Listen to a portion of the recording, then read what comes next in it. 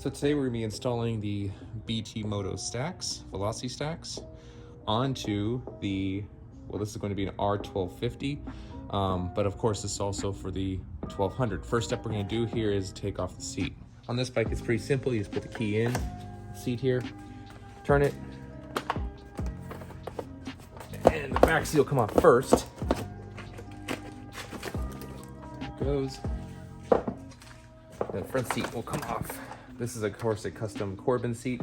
And don't forget, on each of these, on the back one of this one it didn't have it, but on this one there is the heater element right here. So just go ahead and disconnect that. Now that the seat is off, we're gonna go ahead and take off these two bolts so we can pull off the centerpiece here. Now you're gonna wanna remove this cover here. Opens up pretty easily. There's two screws right here as well. Remove both of those. There's also two screws right here and right here. Remove both of those.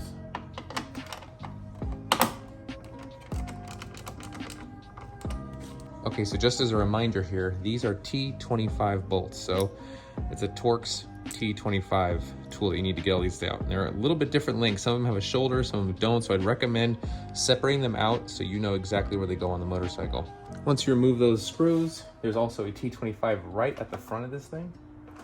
It's a little bit rough to get to. Just remove that.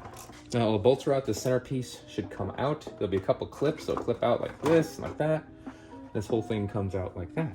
What we're gonna do here is T40 and T40. Of course, if you don't have these crash bars, you don't have to remove them, but it's just these two bolts and this thing will slide out. Important to note here that probably do this whole project one side at a time.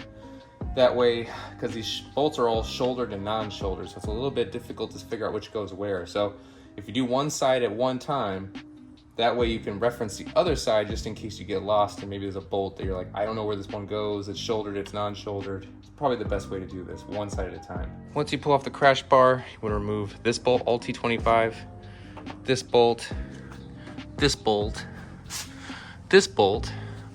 There's a clip down in there. So remove that clip as well. You just kind of pull out the center of it, then the remainder will come out. And then you also want to remove this one right here. Then you want to remove, let me see, got my camera in there. This one right here.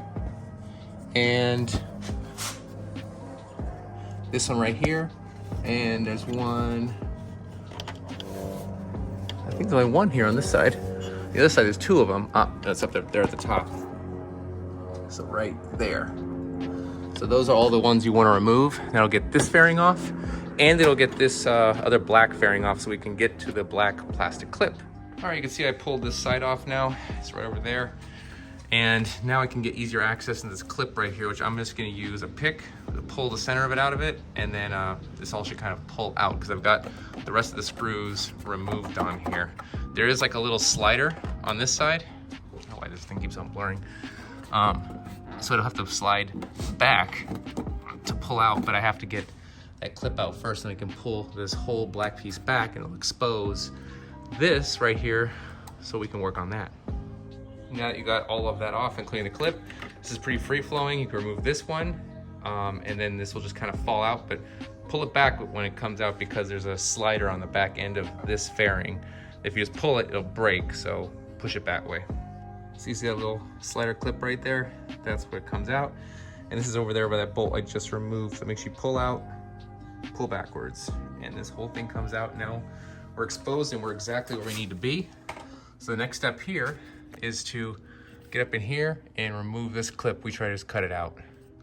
All right, on this side, you'll need to pull out the coolant overflow, which is a T30. T30 right there.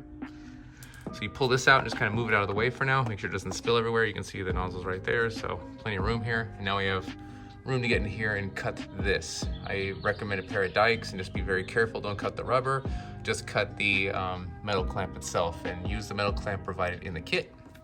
You can see there's the clamp there. Got it broken.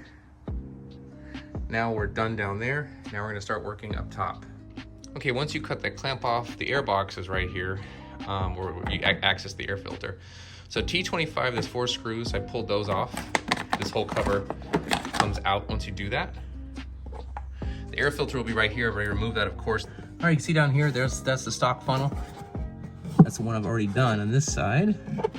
So now you have to wiggle this thing out, and there's a line. I don't know if you can see it on this side. Probably not, but there's a line.